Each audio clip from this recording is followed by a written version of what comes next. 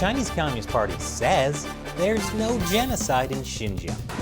And I totally believe that.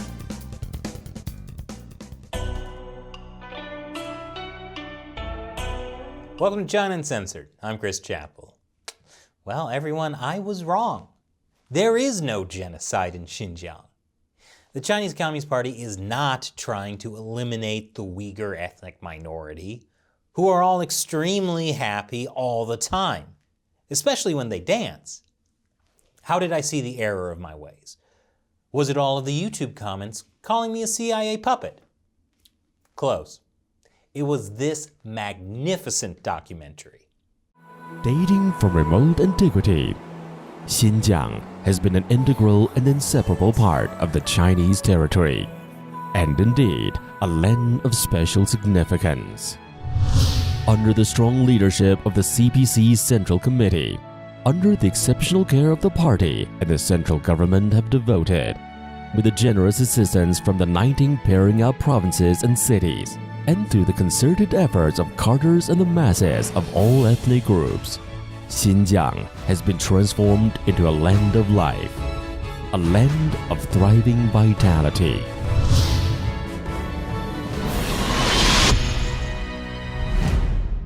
Yes, Xinjiang has been a part of Chinese territory since ancient times, which is why Xinjiang literally means new frontier. And I am especially convinced of the exceptional care of the Communist Party. I mean, there were happy dancing ethnic minorities and doves of peace and thriving vitality. How can you argue with that? You know what? This is too much sarcasm even for me. If you think anyone who buys this kind of propaganda must be an idiot, well, there are a lot of idiots out there. That's why some Western governments are actually saying we shouldn't call what's happening in Xinjiang genocide. New Zealand is the latest example. They're not calling it genocide. Instead, they're going to water down the language and discuss concerns about human rights abuses in the region in more general terms. Genocide is such a harsh word. Instead, we should be talking about how the Chinese government is being a big meanie to the Uyghurs.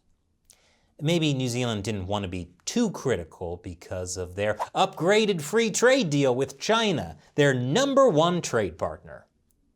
Or maybe I'm being unfair to New Zealand. After all, New Zealand leader Jacinda Ardern is taking a tougher stance on China by saying it was getting harder to reconcile differences as China's role in the world grows.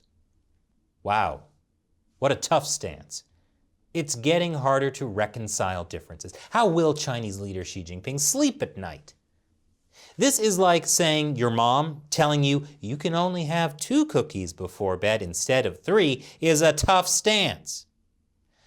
But that Ardern's extremely mild comment was considered anything close to tough shows you how low the bar is when it comes to standing up to the Chinese regime.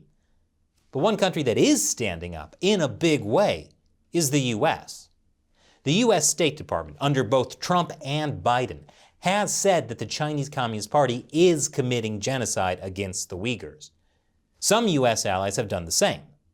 Others have not, leading to a genocide divide, if you will.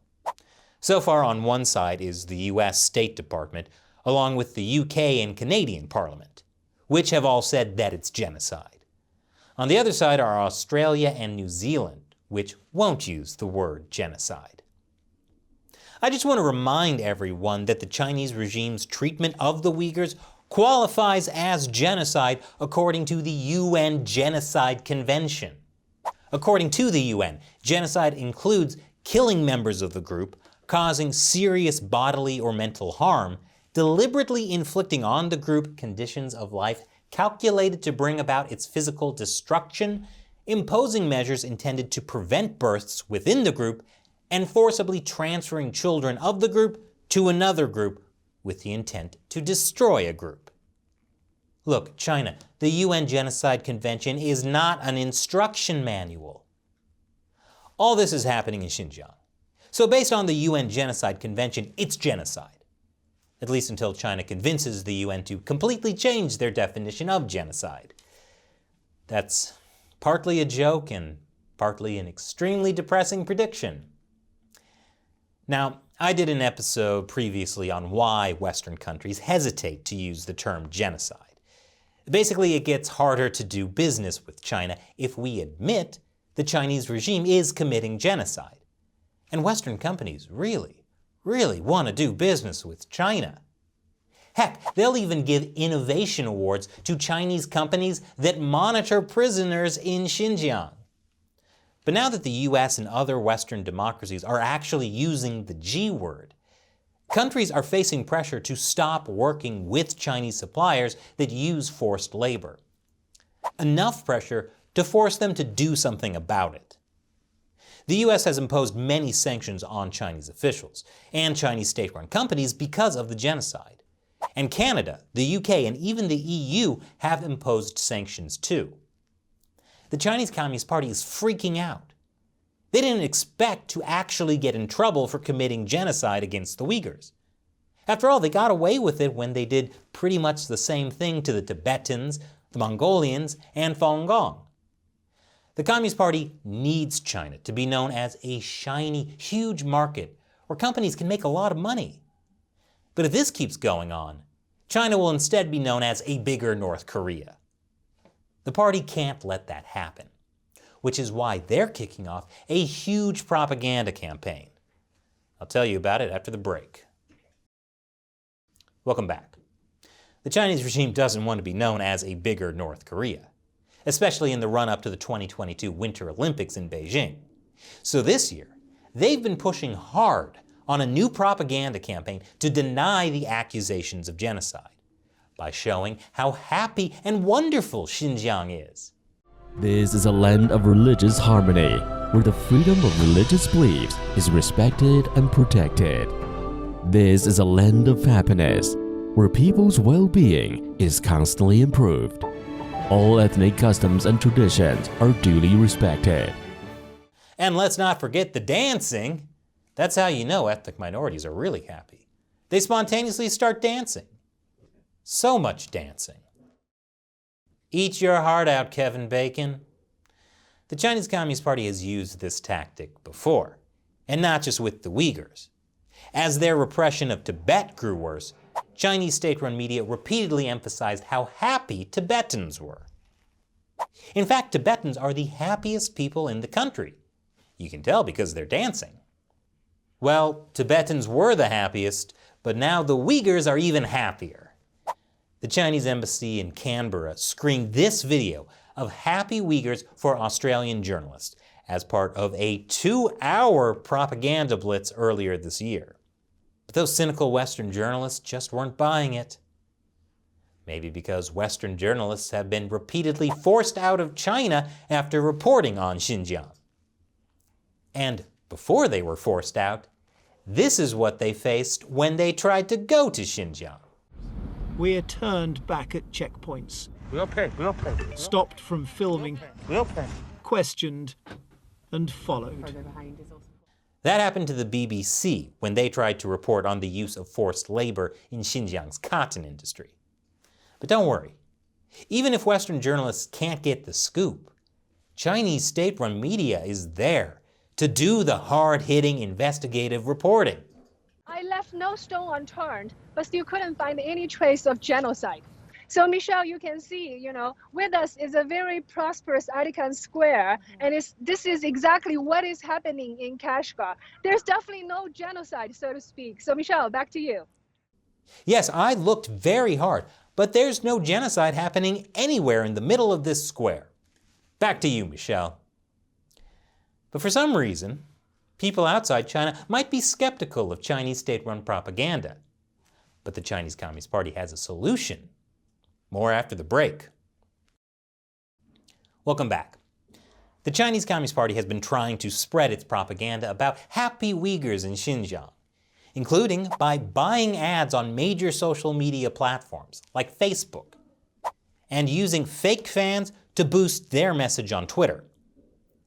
But what happens if people are skeptical about what the Chinese Communist Party has to say? Well, the party has a solution. Get other people to say it for them. For example, If you don't believe the party when it says there's no genocide in Xinjiang, do you believe The Economist? Or how about a Columbia University professor, like Jeffrey Sachs, who says the genocide allegations are unjustified? Sachs' argument sounds deceptively reasonable. He says the US government doesn't have proof of genocide, so they shouldn't accuse China of genocide, but instead should back a UN investigation in Xinjiang. Of course, the Chinese regime will never allow an independent investigation into Xinjiang, especially not through the UN, which it has a huge amount of influence over.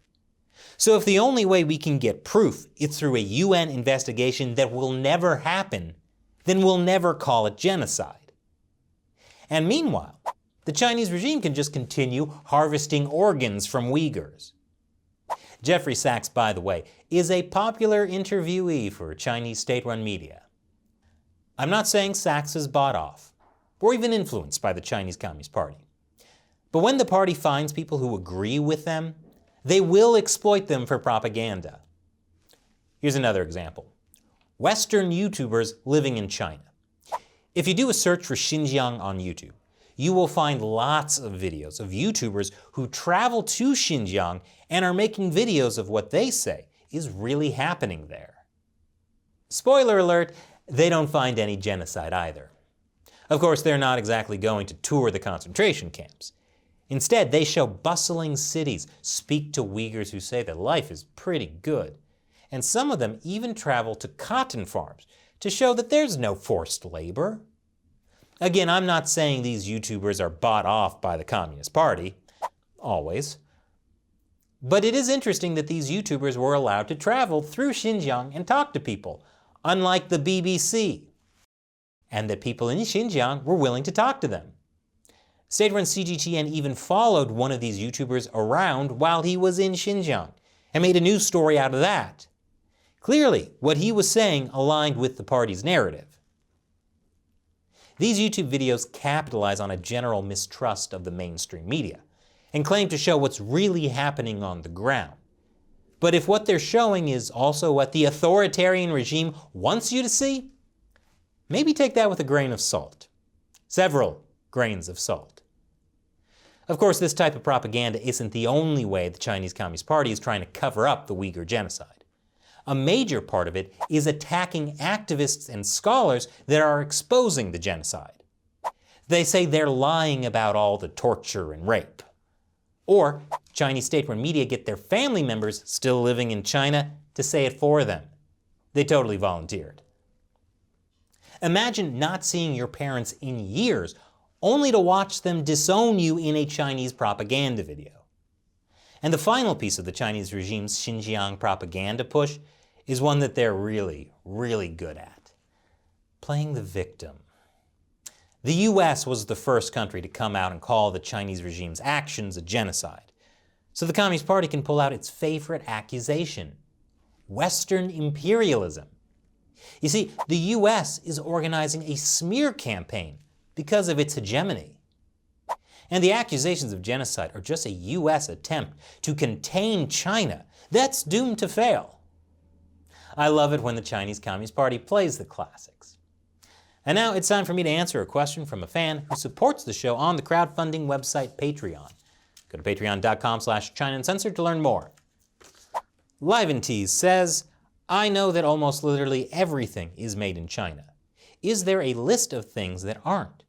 Is there a website I can search for a product and find what companies make it not in China?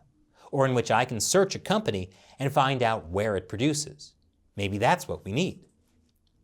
Actually, Liventease, we've been talking about creating a website that does exactly that.